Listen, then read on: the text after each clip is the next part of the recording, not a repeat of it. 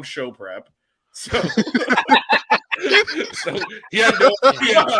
I just barely make it in. I'm sure you can tell, but we don't show. I mean, let's put the cards down on the table here.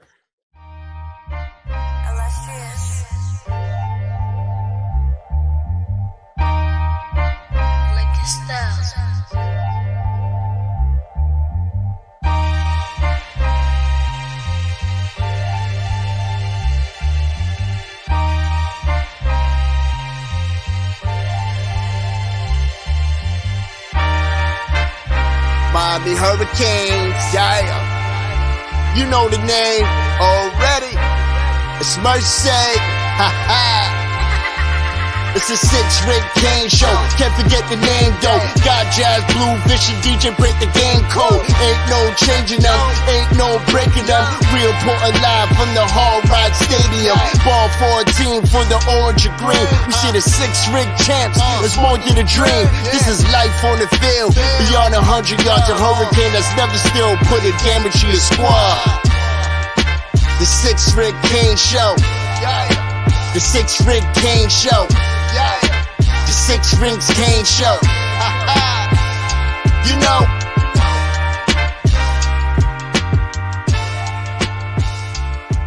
What's wrong with us? Seriously.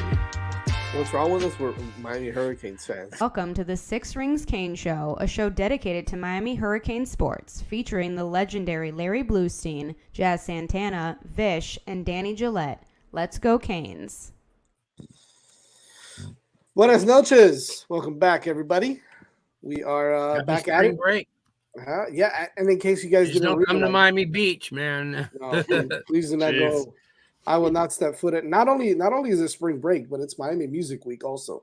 So yeah, it's gonna be crazy down in South Beach and downtown and all that stuff. Although I'm going to go see one of my friends, really good friend of mine, DJ, on Sunday. But thank God it's nowhere near downtown, nowhere near South Beach.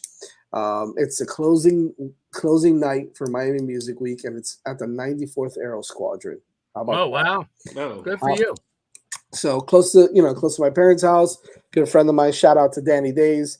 And it's an early time too, so I don't have to be there all night. Or usually he plays like it. Sometimes he'll be like, so he travels all over the world DJing, right? And I'm like, I'll text him and I'll be like, hey dude, when's your next set in Miami? Oh, I'll be there next week. Cool. All right, awesome. What day? Oh, Tuesday. I'm like, all right, it's gonna be tough, but I think I can swing it. Go out for a couple hours and then come back. I'm like, oh, what time does your set start? It's like, oh, 3 a.m. I'm like, serious. Not a chance in hell, right? So I'm like, all right, well, maybe next time, my friend. So Sunday, 5 to 9, reasonable hour for a 40-year-old man to be out on a Sunday night. All right. Nice. Anyways, I digress. But yeah, as Blue said, be safe out there. That's all I got to say. Be safe. So I have another announcement. So we started 10 minutes late. It was not Jazz's fault. I don't want to be blamed. I was here like Jazz 30 was here minutes early. Jazz was here early. Yeah, we were all here early. I'll take responsibility. I was yabbing. We were all yapping backstage. Then I looked up. I was like, oh, 8:38. That's a problem. So Jazz was actually early. So just don't go after my guy today. Shout out to Jazz. He was early. He made sure he was. I got everything done early, and I was like, you know what? Let me sit here. I got the Heat game on TV for the first time. I've barely seen any Heat basketball this year, to be honest with you. I don't know, man. Just basketball right now. Obviously, he's got a sour taste in my mouth. We'll have buckets tomorrow. Yeah. That's probably all the basketball we need. Just watch that. I'm not Tune into buckets about tomorrow. it. We're gonna talk about a lot of stuff. Although, shout out to the Miami Hurricanes hockey team, national champs, baby. There you go. Yes. Let's go. Yes, we are now apparently an ice hockey school somehow. The mighty have fallen. Oh man! Can we get in the Frozen Four next year, DJ? Come on now. Maybe, possibly. I don't know. Because I think the Hurricanes are D2 now, right? Yeah, D3, right? I thought it was moving D3. up. I think they're moving up. Moving up. Okay. Yeah, I mean, I don't know what the qualifications are to move up from D2 to D1, but if they keep winning, you got to play in the bean pot. Yeah, bean pot's a lot of fun. Bean pot's a lot of fun. If you ever come up to New England and you get a chance to watch a bean pot, definitely do it. I think access to ice might be a criteria that might hold them back. Although, hey, man, don't say that too loud because we have honestly the best team in Florida right now is the hockey. That's true. Team, right? It's just the South Florida is just hockey central right now. Kicking ass right now, man. I'm telling you. I am telling you. So, yeah, we've got some really cool stuff for baseball. We got baseball coming up. The schizophrenic baseball team that although hey, they're exciting to watch, man. They are exciting to watch. There will be a run scored, a lot of stuff will happen. So yes. And a shout out to Andrew Walters, who made second team all spring breakout, which is kind of cool. It's kind of a new format, I guess, in spring training for some of the young guys, but some really good stuff. Nice. Paul Skeens made first team. Rhett Lauder made first team. You had some guys, some really good ball players on that first and second team. So looking forward to seeing. Yeah, baseball's around the corner too. Major League Baseball. Yeah. 2 weeks away. So we got a lot of stuff to cover this week in Miami Hurricane sports. And today's I probably want to say today's kind of a light day when it comes to football, but it's football's back, right? They had their spring break. And now they're back at it. As Blue, you mentioned off air, they're back. They're going to be in pads later on this week. That's right, today already. I forget that that they started up today. So now you get to separate a little bit. Now you'll see a little bit of a separation, even in the spring. I know nobody's too concerned about it, but I think you will start to see it, and it's important. And the reason why is because now you'll start to see some names pop up in the transfer portal again. And I think that's what's gonna happen now. Not necessarily the depth chart per se, but you'll start seeing where your 1s and 2s and 3s are gonna start separating themselves a little bit from the other guys, right? Yeah. So you might see some of this movement in the transfer portal, and God knows we need it, right? We're like 10 players, 10 scholarships over or something like that. So we need that'll empty out pretty quick, I'm sure. Oh yeah, I can imagine. They know what they're doing. Plus, we still got to probably pick up a couple guys as well that enter the transfer portal from some other teams. So you've got a lot going on there. We had pro day today as well over at the practice indoor facility. So return to Mark Pope. Was he there? Was he there? Yeah. Really? Look at that! Unbelievable. I bet he ran really well. Straight line. But anyways, so we'll talk a little bit about that and some recruiting news. Blue, I know you got some big stuff coming up tomorrow as well. We definitely want to plug that if you want a little bit later on in the show. But I think let's kind of jump into it, right? I mentioned earlier, this is an opportunity right now. Practice starts, they're in pads again.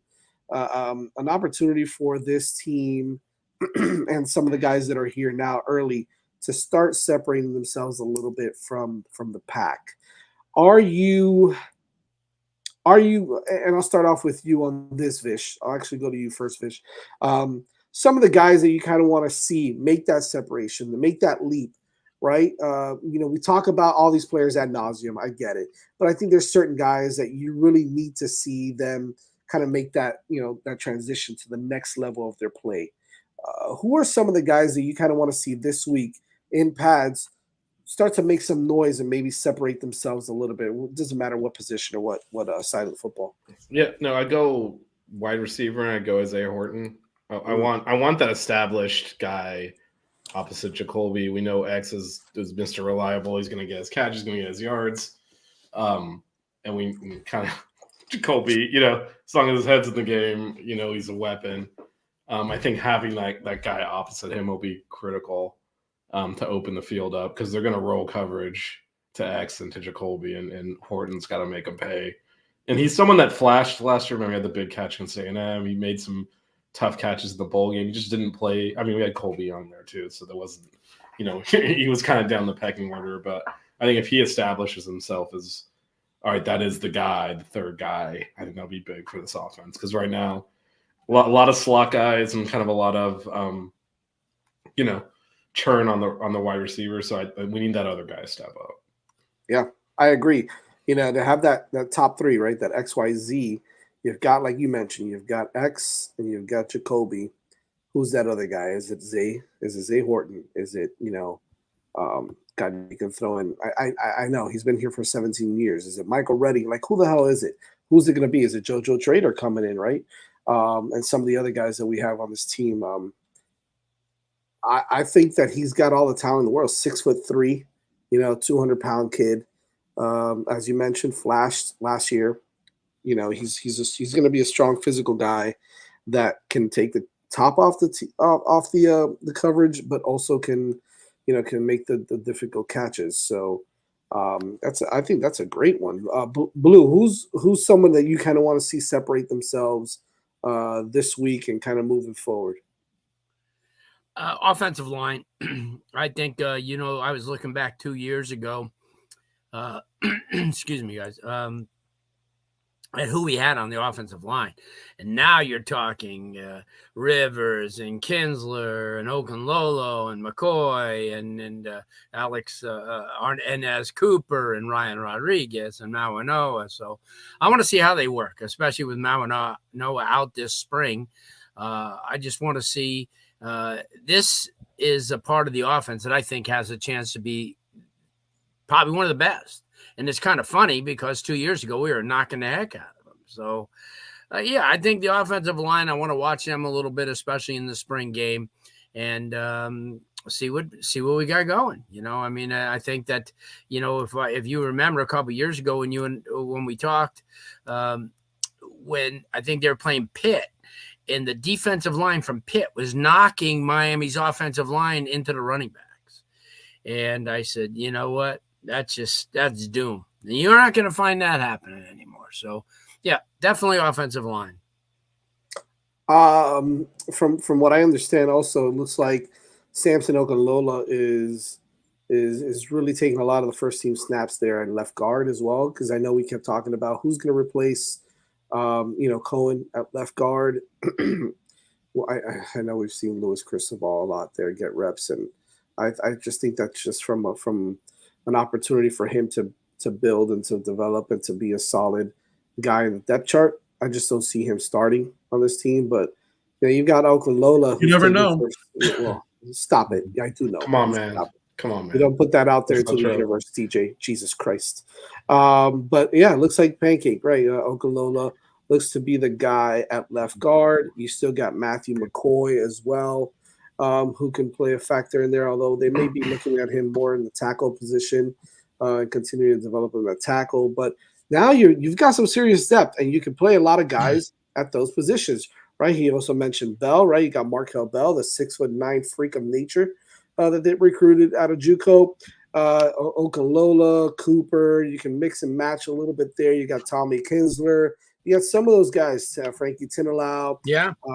So you've got a lot of names now. And like you mentioned, Blue, I think building depth is you'll see some of these. I think more than just the O-line, I want to see the left guard separate themselves. Right? Because you kind of have an idea who the other guys are going to be. It's going to be Jalen Rivers.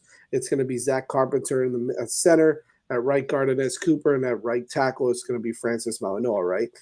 So maybe left guard and the backup right tackle, or that guy that's going to be able to play both tackle positions. Who's it going to be? Is it going to be Bell? Is it going to be Kinsler? I think that's Polk. I feel you, brother. Somebody that they're going to pick up in the portal on the 15th. Right, could be that too. Yep. Fair enough. Absolutely. See, I agree, Polk. Isn't that crazy that everybody in the country is playing their spring game on the 13th of April? Because come the 15th, portal season's open. Yes, sir. And the wheels are gonna just fall off of every school now. Everybody's gonna go crazy. You got 1,000 people are gonna drop into the portal. And it's funny. I know you're gonna talk about this, Vish, on your buckets, but I know Coach Al had some. It's a little bit different in football than it is in basketball, but it's kind of the same concept, right? He spoke about it, how there's 4,000 players in college basketball. And 2,000 of them are going to go into the portal. There's something wrong there, right? Well, half our team did today. We'll have more on that on Bucket Store. Yeah. But it kind of plays to the same thing, right? You're going to see that now in college football. There's going to be so many people, so many players that are going to enter again now in the spring. And I've heard a couple different shows, and shout out to the Flow Show. But I've heard a couple of shows talking about how something's got to give, right? They have to be able to regulate this somehow, and forget about the NCAA. They have no control. No, they're not going to get involved. No, they're not going. There's no way they can get involved in this. But you're gonna have to have something happen. And I'm sorry, I didn't even get to DJ on who he wants to see develop. So I want to talk about that first, and then Vish, I'm going to throw this question to you that I have regarding NIL and all this transfer portal crap that's going on. DJ, who's the kind of guy that you want to see kind of separate themselves, whether it's a position, a player? I want to see Ray take a leap this spring because he's not exactly new. He played in 10 games last year, got to see a little bit of his speed. But now I want to see, can he take the next step in terms of becoming a factor in the wide receiver room? Because there are a lot of bodies here. He is talented, but what can he do to really kind of stand out from the rest of the group? So it's not so much that he needs to make a name for himself as it is, building on what he's already done from last season. Yeah, that's a good one, considering Brashard Smith also, destroyed a car and left to SMU right after that. So, yeah. Yep. Did you guys, Vish, did you see that? Did you see that picture, that meme about it? No. What kind of car? So there's someone posted that a player that played for football for the University of Miami football team crashed a rental car, and then apparently he returned the crash, and then he left to Texas to play football. And apparently it's the word on the street is that it was Brashard Smith who did it, but whatever. I just the warrant out for his arrest. I mean, half the team went to SMU, so right? But it was recent. It was recent. So I'm thinking process of elimination. I'm going with Brashard Smith. We got some questions in the chat. What's to say? Do we have anything on Carpenter yet? How he's doing? Yeah, he's the guy. I mean, he is the starting center. They brought him in to replace Matt Lee, and he's a talented kid from Indiana, and I think he's going to come in and be all right. So I don't know if he's as good as Matt Lee, but he's right there, right? A little bit of a different player. It's a little bit bigger, 6'5", over 300 pounds. But Matt Lee was the general of that offensive line. So can Zach Carpenter kind of do the same? Zach Carpenter kind of do the same thing? We'll see. But he's very talented. He's almost mature. He's very mature, right? This is like his 4th or 5th year. So I think it's a good pickup. I think he's going to be all right for solidify kind of that center position there. So, and Pope wants his defensive backs. So. This is an interesting one because I know a lot of people are freaking out because Cormani McLean is entering the transfer portal or whatnot. I don't want that guy. There's a surprise. Yeah, right. I don't want that guy anywhere near this program. I think at this point. So I'm good without that. But yes, Pogue, we definitely do need some defensive backs. I do agree with that. We were lucky enough to get 2 really good safeties out of the transfer portal already. I think actually 3, right? Well, if you include Isaiah Taylor. Yeah. And then you've got Zaquan and some of the other kids that we recruited. You're gonna have to get some guys at the cornerback position. I do agree with that, and maybe you'll get another veteran linebacker to kind of help out the young guys. They're definitely gonna do some shopping. They will. Mario's going to be on the hunt. So I think it's going to be interesting to see what they do in spring. Bluey will be out there at practice towards the end of the week. So we'll definitely have some updates for you next week on practice and what the guys are doing. And then, of course, in about about a month now, maybe a little bit less than a month, we've got the spring game as well. So. Was that in your bedroom, that spring game? Or I think the linemen are going to line up here. In the second. Yeah, it's going to be ridiculous. That's the Cobb. So what does the Cobb seat about 1,500? Probably. Wow. It's going to be mostly us and some season ticket holders, boosters, and a lot of money, right? Yeah. Potential NIL people. Yeah, and probably. That's exactly what it is. Great. Blue, great segue, man. I love that. Speaking of NIL, where's Nick Saban when we need him? Oh God, he actually did a pretty good job. Cry me a river, Nick Saban. Yeah. Come on, get out of here. Anyways, look, Vish, I have this question because I think that, and you see it, right? You see it with guys like Nick Saban. I mean, you even see it in other sports, Coach L, and some of the other guys that have. Retired early or left to the NFL, whenever they get the chance to kind of get out of college football or college sports altogether, they jump at it, whether it's retirement or to either coach high school or pro sports. But the truth is, the transfer portal thing and the NIL is really, I think it's.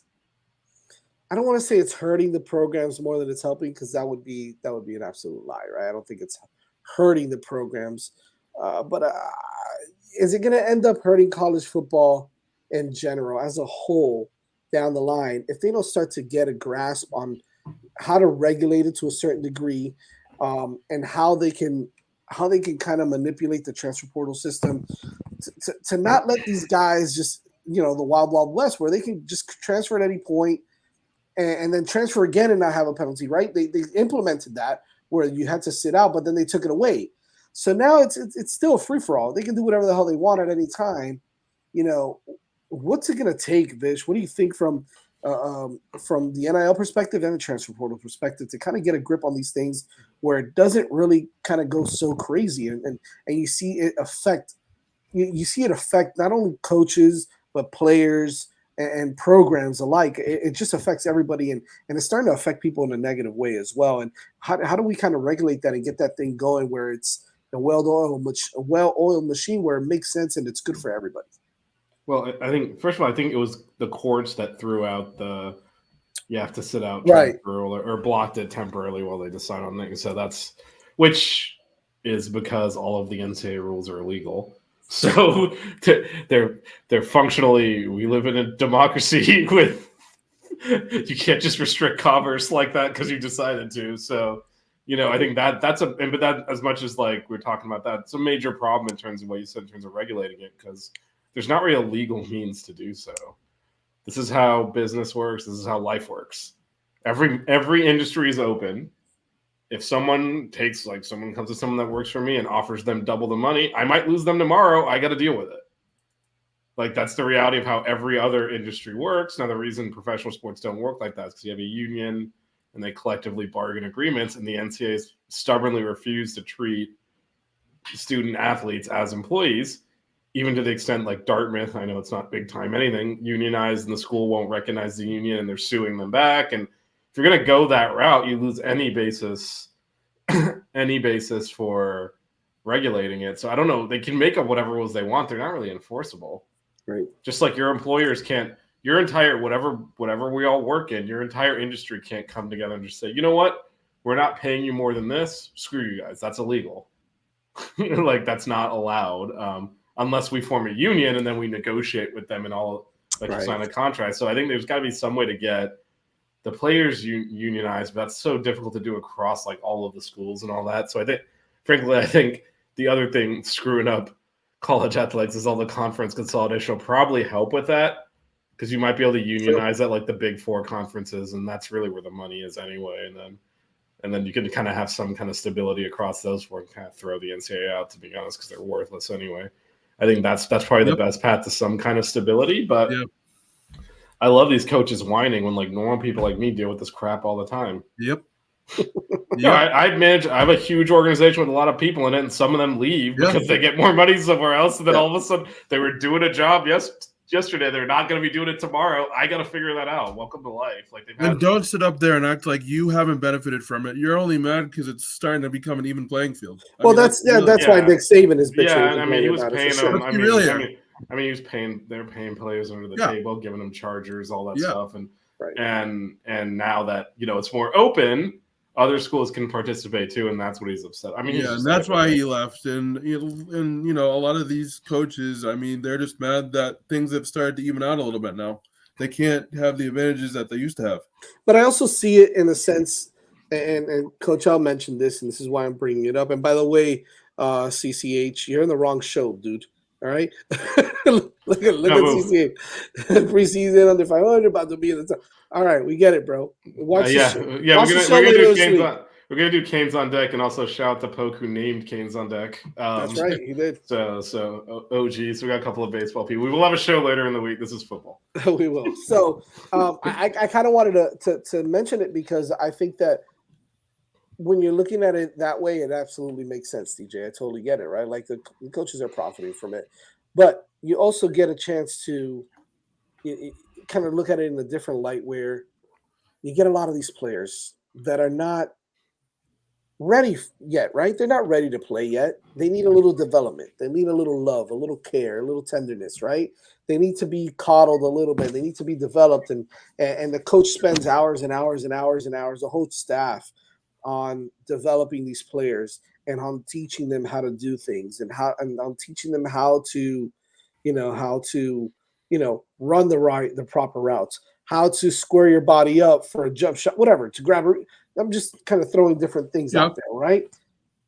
And they're just not ready to play yet. And then all of a sudden, you've developed them. You spent countless hours doing this, and the next day they call you and say, "Coach, I'm gonna go to another school and play somewhere."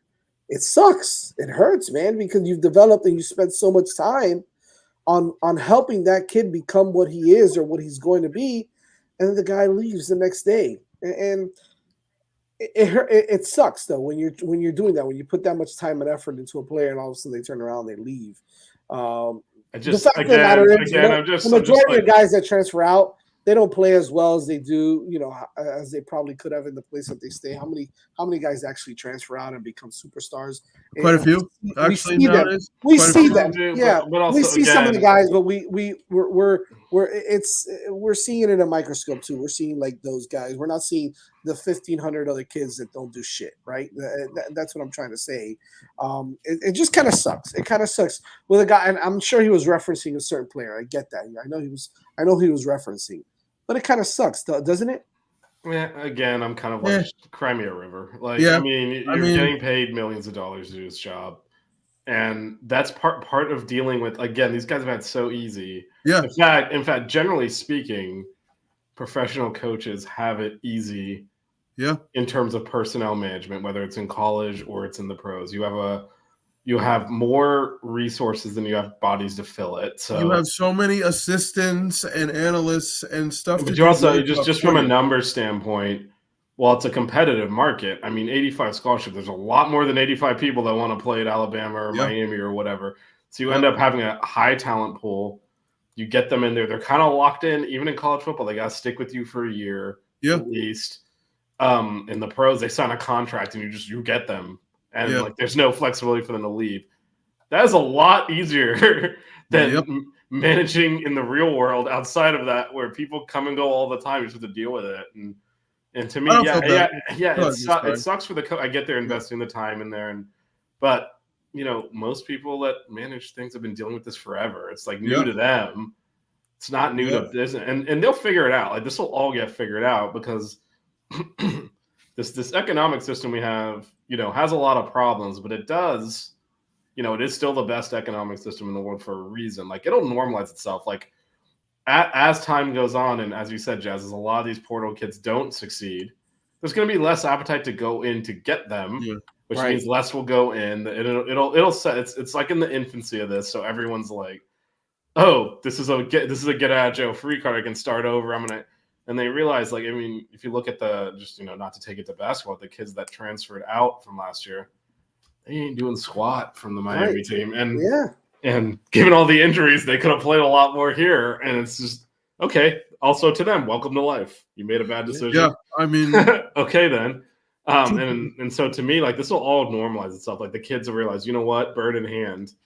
I'm not doing that and risking, like, going to a smaller program or going to a place where I might not also play.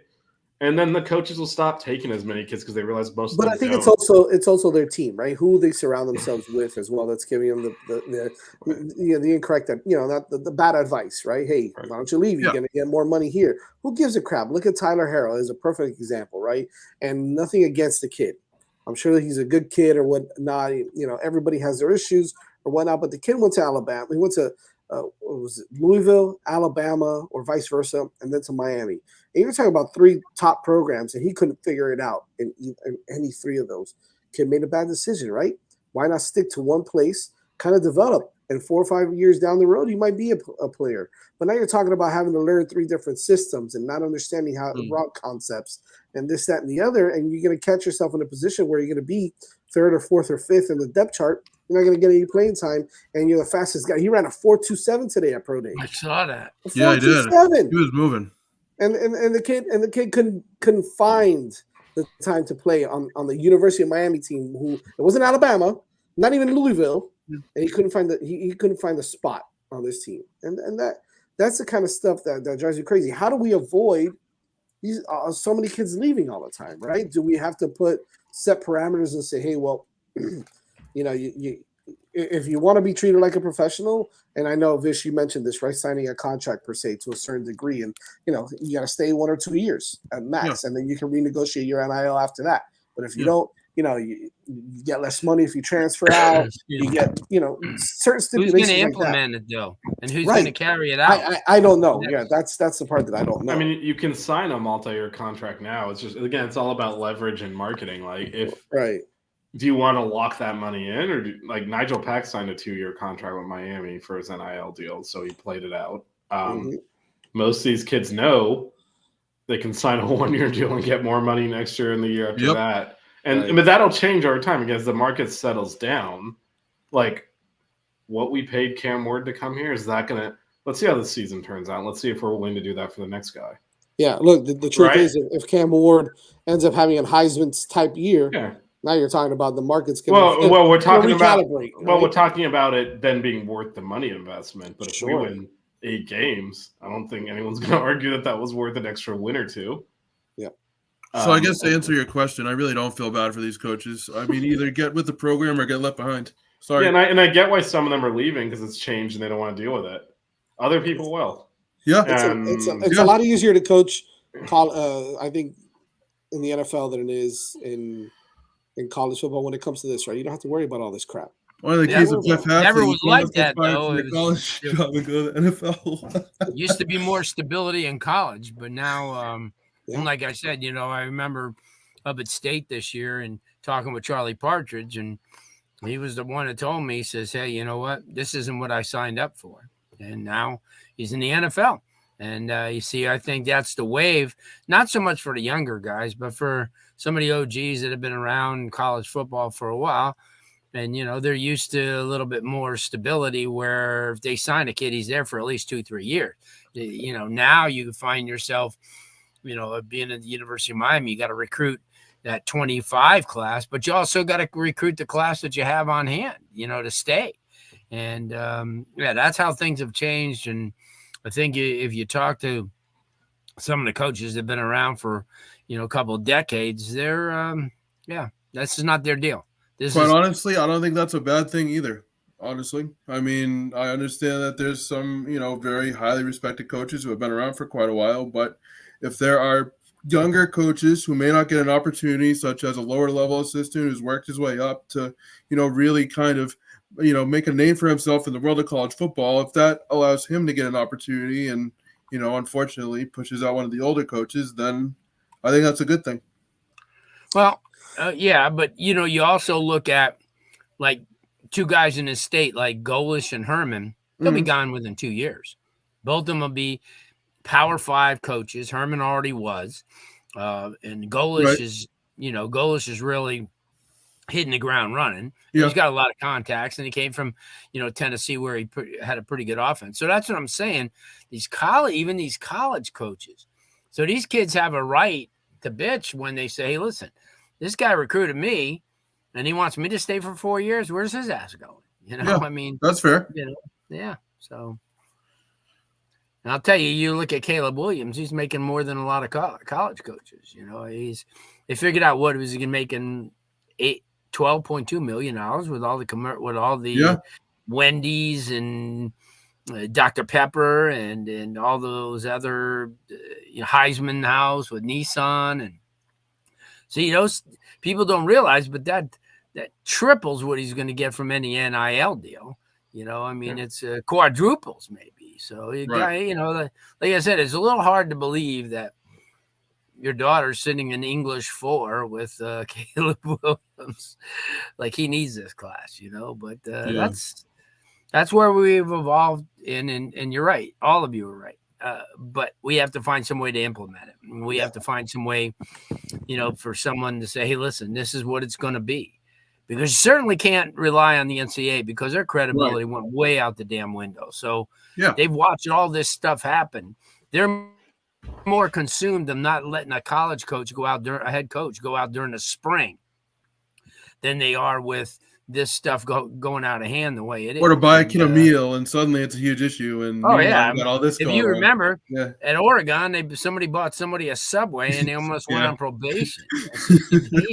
I'll tell you what, and I'll contend it. I don't care how many people get angry, but Nevin Shapiro was way the hell ahead of his time. He was honestly. I mean, he should have a bronze statue next to Frazier. Oh man, can we just have Nevin Shapiro back? Let's not desecrate Ron Frazier like this. No. But also, Jazz, you're forgetting Nevin Shapiro's money wasn't real. We want actual money. It didn't exist. It was stolen. Oh my god! It was the Miamiest story. Yeah, it was the Miamiest story ever. He took the money. It really is. That's so Miami. Right? It was a Ponzi scheme. That's so Miami. Anyways, moving right along. I do think Roe makes a good point. A good point here. I do think you got to professionalize your athletic department. I don't know if a GM is the right word, but now that there's NIL collectives that are allowed to be associated with the athletic department, you need a budget.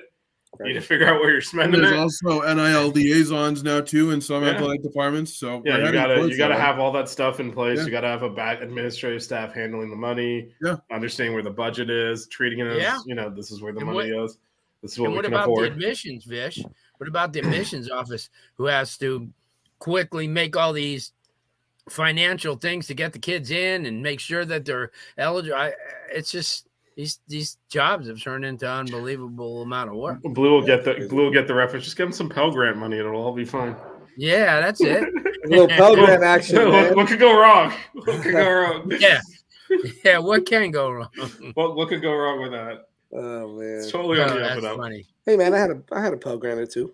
But anyways, for those older, not as old as I am and Blue are. That was Miami's original probation, was defrauding Pell Grant, which actually is way more serious than they did with Nevin Shapiro.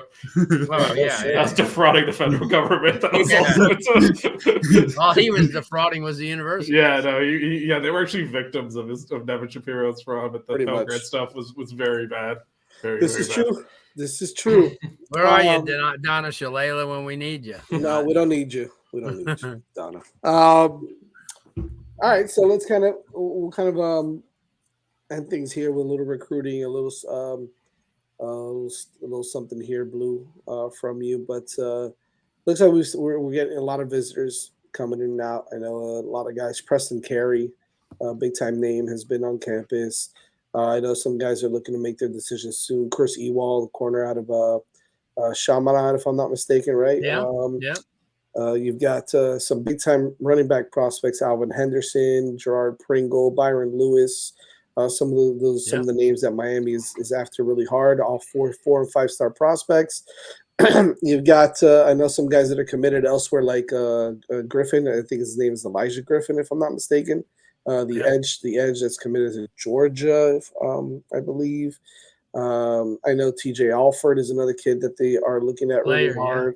Really good linebacker. I think this linebacker class is going to be really special. Who are some of the guys, Blue, that you're hearing that are garnering a lot of interest from Miami, or maybe some guys that you like that Miami is going after, period? Oh, yes, Solomon Thomas, another one. That's right, Polk. Appreciate that. Yeah, you mentioned a few of those kids that you mentioned. I mean, obviously, Miami could keep a lot of those kids home. The Alford kid, I've had an opportunity to watch him. John Carroll, now at Vero Beach, and kid's a really big time kid. I think that I have good news that a lot of the people were wondering if Malachi Toney would jump to Northwestern, but from what I understand, he's going to stay at Heritage, which is good. And that may help you land somebody like Byron Lewis, who I think is really way under the radar. We all know he's good, but they used to get ahead by so much that they had Desenor last year too. Right. So, and he wasn't terrible. But my point is, you go after a lot of these kids like Mills, who I think is a big time get. You know, if Miami could just keep a lot of these local kids home. Yeah, we got some national recruits, but there's a lot of local kids. If Miami could, if Miami could keep it home, I think is really important. And they've had they're getting a lot of good visits. They're getting a lot of sincere visits. A lot of these kids are really interested, from what I understand. They come down there and they're not just, going through the motions like a lot of these other recruits who would just come to the games last year and the year before, come because the boys are here. But I think they're seeing a lot of these guys make a commitment, and you had talked about spring being vital.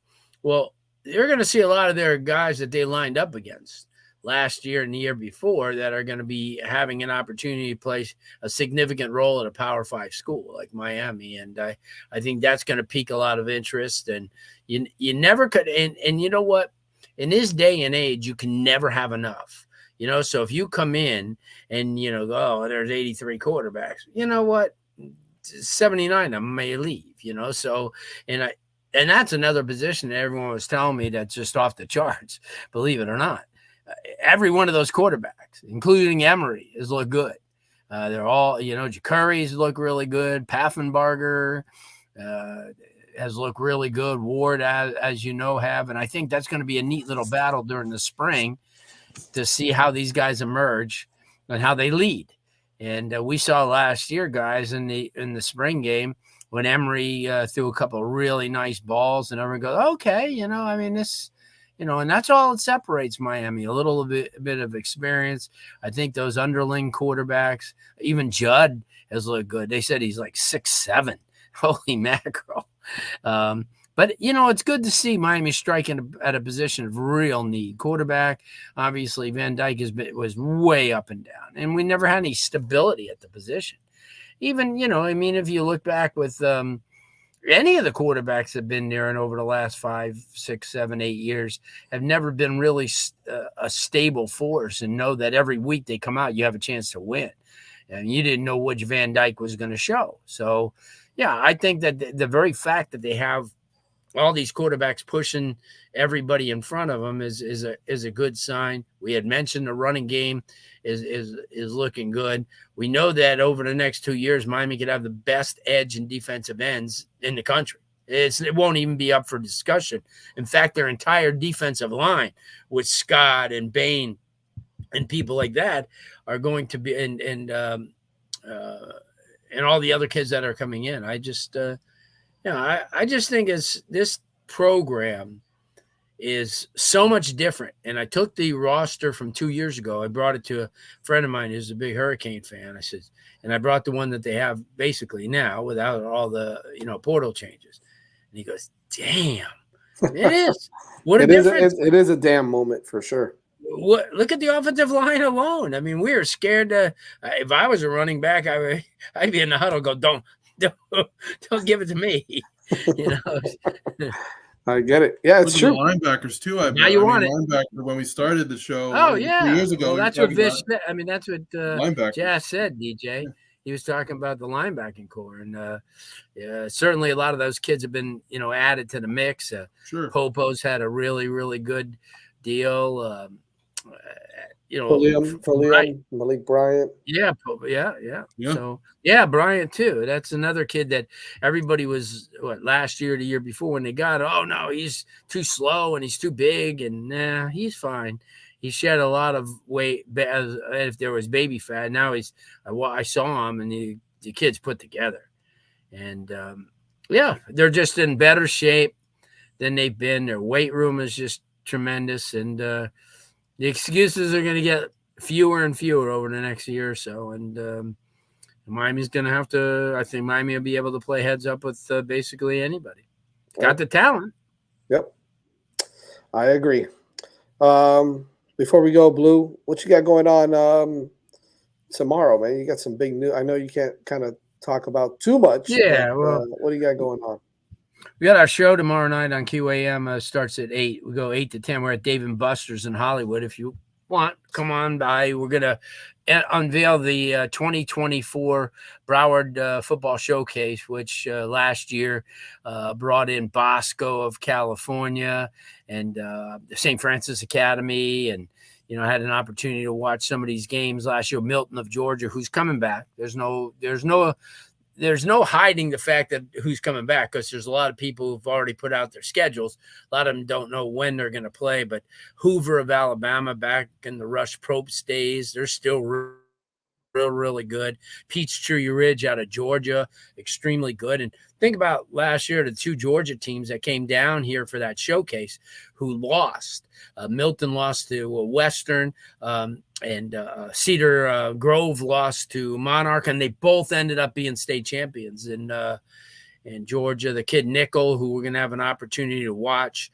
You talked about all those kids. I'll tell you another guy is starting to emerge in the category of quarterback, and he's got a lot of ties to the University of Miami. His granddad worked there for a number of years. That's Dia Bell, from that's Roger Bell's son, who's really turned things around at Heritage. I mean, he's 6'2.5", almost 6'3". He's got a he's golf rated gun. as He can sling it. Yeah, serious. And he's hey, there's Max. What's up, Max? Brother. But guys like that, I think, are going to get an opportunity. I think what's going to happen over this week, you're going to see, and then next week it'll be really good because there's spring break down in South Florida. I know a lot of the rest of the state has had theirs or are on theirs, but South Florida comes up next week, and I think you're going to see a load of those kids going down for practice. In the final 10, 12 days. And I think that's where you're going to be able to, I think if anybody wants to go down to the practice area or watch Miami practice for the 2 seconds that they let you, it's going to be pretty interesting. I wish they'd have a scrimmage like they did up at, like last year, FIU had a scrimmage, FAU had, and they open it to the public. Since they're not having a spring game, why can't I don't know. But I'm not the organizer of football there. Do you forget who the head coach of this team is? Yeah, well, I'm just saying, he's the get your product out there. Yeah, get your product out there. Let everybody see it. Although it cost the FIU a running back last year to go out on the road like that, but yeah, I'm looking forward to it. I'm planning on going down Friday. If I do next Monday, I will kind of talk a little bit of firsthand who we saw, because they're going to be, I think they're going to do a controlled scrimmage on Friday, if I'm not mistaken. So get a lot of chance to, see who's going to do what. Sounds like a plan, man. Sounds like a plan. I appreciate it. Make sure you guys check it out tomorrow from 8 to 10. If you're in the Hollywood area, go out to Dave & Buster's in Hollywood, and you'll please be able to see Blue, hang out with Blue, and then he's got a really good show tomorrow. So it's gonna be nice. And for all you high school football fans, that's or recruiting fans, whatever. Yep. That's definitely the show to watch, to listen to, or to be at. So make sure you check that out. As I mentioned earlier at the beginning of the show, we got a loaded potato, as my good friend Mark Hockman. All right, Hockman. As my good friend Mark Hockman says, I love Hawk. We've got a loaded week of shows this week. Make sure you tune into Buckets tomorrow. We've got Canes on deck coming up. We've got Formula One, F1 hitting the Apex coming up. You guys busy. It's Australia. Fish will never sleep.